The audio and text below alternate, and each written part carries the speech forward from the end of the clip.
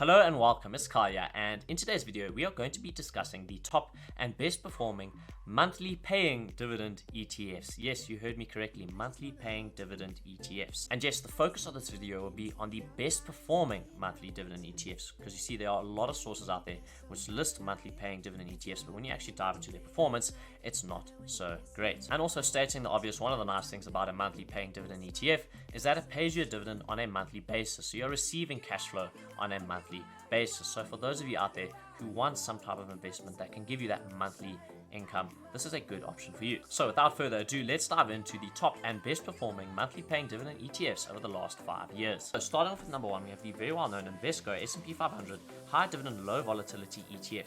Now this particular ETF is dividend yield weighted, so it invests a larger proportion of its funds into those companies which have a high dividend yield being the dividend per share divided by the price per share, and its main focus is on US companies which are not that volatile and which also pay a high dividend yield. Now this particular ETF has a dividend yield of 3.4%, which is very respectable considering the average, in my opinion, for dividend ETFs is around the 2% mark.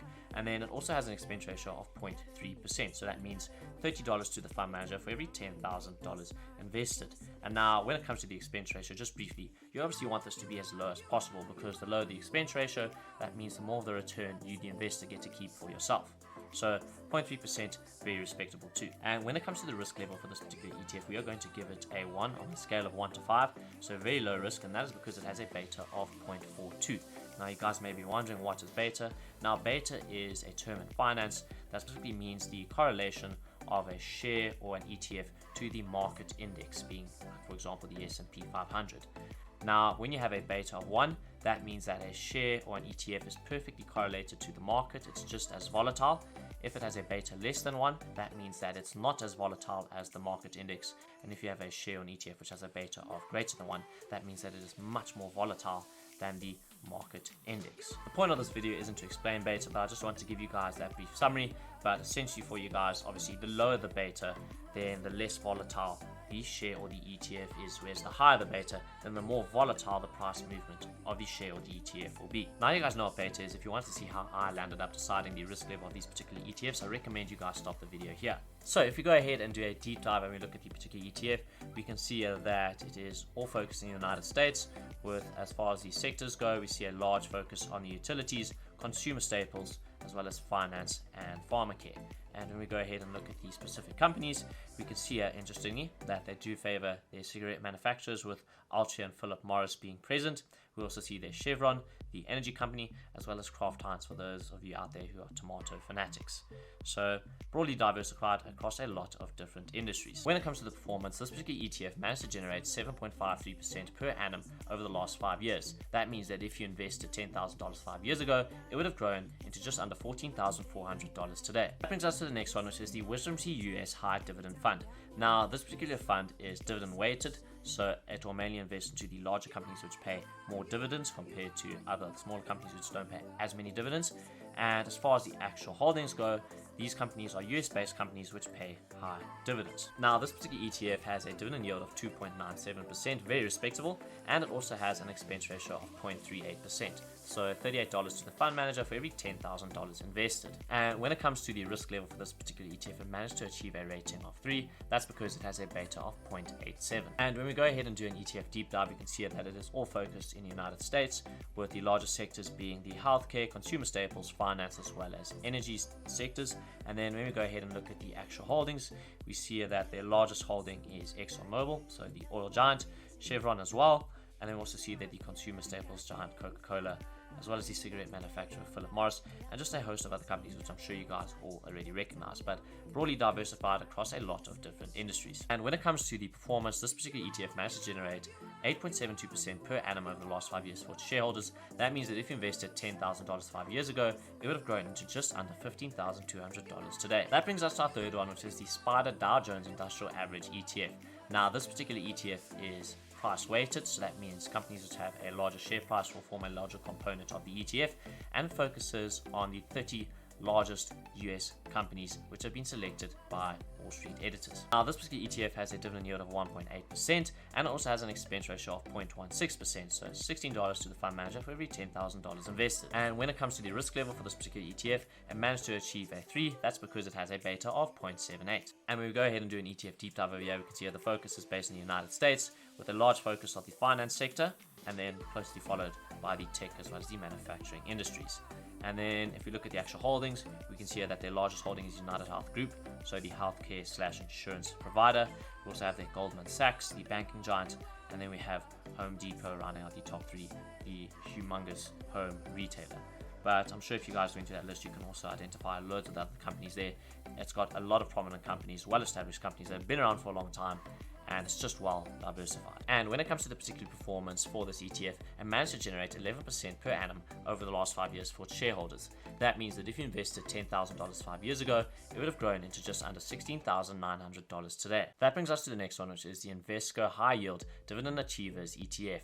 Now, this particular ETF is dividend yield weighted, so those companies which obviously have a high dividend yield will form a larger component of this ETF, and it particularly looks at companies which are US companies paying dividends and which have been able to increase their dividends consecutively over the last 10 years. Now, this ETF has a very high dividend yield of 3.95%, which is very impressive, and it also has an expense ratio of 0.53%, so $53 to the fund manager for every $10,000 invested. This ETF also has a risk level of 3, and that's because it has a beta of 0.97.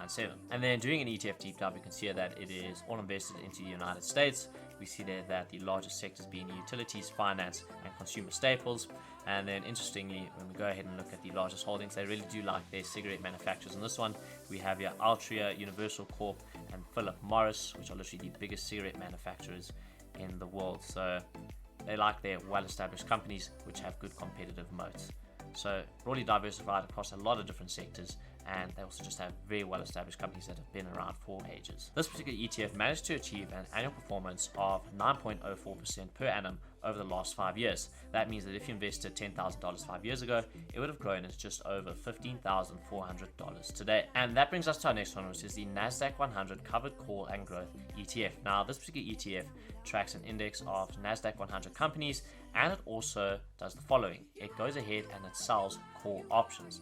Now, when someone sells a call option, just very briefly, what they are doing is that they are selling someone the right to, in the future, buy a share at a certain price. Now, how does the fund make money? When you sell someone an option, you're going to receive a premium up front. So they're obviously going to make money from that premium which they are receiving up front. Now, this ETF has a very high dividend yield of 12.62%, and that's partly because they engage in the selling of call options. And it also has an expense ratio of 0.6%, so $60 to the fund manager for every $10,000 invested, and it's slightly higher than usual, and that's obviously because they're engaging in the selling of call options. So obviously the fund managers would be expected to be rewarded for their additional work. This particular ETF also has a risk level of 3, and that's because it has a beta of 1.11. If we go ahead and do a deep dive, you can see that it's mainly focused in the United States, with the largest sectors being the technology services, electronic technologies, as well as the retail trade. And that shouldn't be a surprise considering it's focused on NASDAQ companies. The NASDAQ is very tech heavy.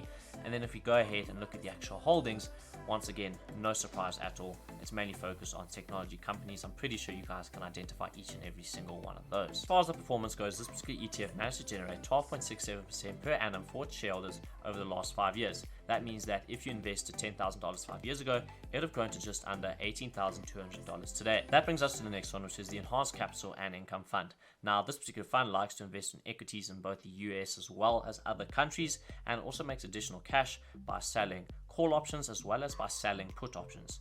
Now, when it comes to selling any option, you are making money from the premiums you're receiving up front. When you sell a call option, you are selling someone the option to later down the line buy a share. When you are selling a put option, you are selling someone the option to later down the line sell a particular share. Either way, the fund's going to make money from selling an option because they are going to be receiving a premium up front from the person who they are selling the option to. I know it's a mouthful, but hopefully you guys get it. It's not the point of this video to discuss options, but I just want to put it in here so you can briefly understand once more. Now, when we go ahead and look at the dividend yield, we can see it managed to achieve an impressive 6.62%. Once again, it shouldn't be a surprise considering they are engaging in the selling of options. And then when we go ahead and look at the expense ratio, we see that it's slightly higher than the norm, sitting at 0.85%, so $85 to the fund manager for every $10,000 invested. Overall, this ETF also achieves a risk level rating of 3, and that's because it has a beta of 0.95. Doing a deep dive, we can see that it's mainly focused on the United States, but we also see there's some exposure to France, Taiwan, Denmark, and the UK.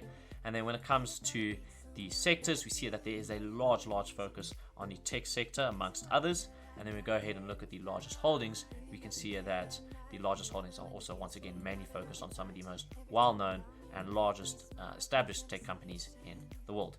And there are also some companies in a host of other industries there, rounding out the top 10. Now, when it comes to the performance for this particular ETF, it managed to generate an annual return of 12.93% over the last 5 years. That means that if you invested $10,000 5 years ago, it would have grown into just under $18,400 today. That brings us to the next one, which is the WisdomTree US Large Cap Dividend Fund.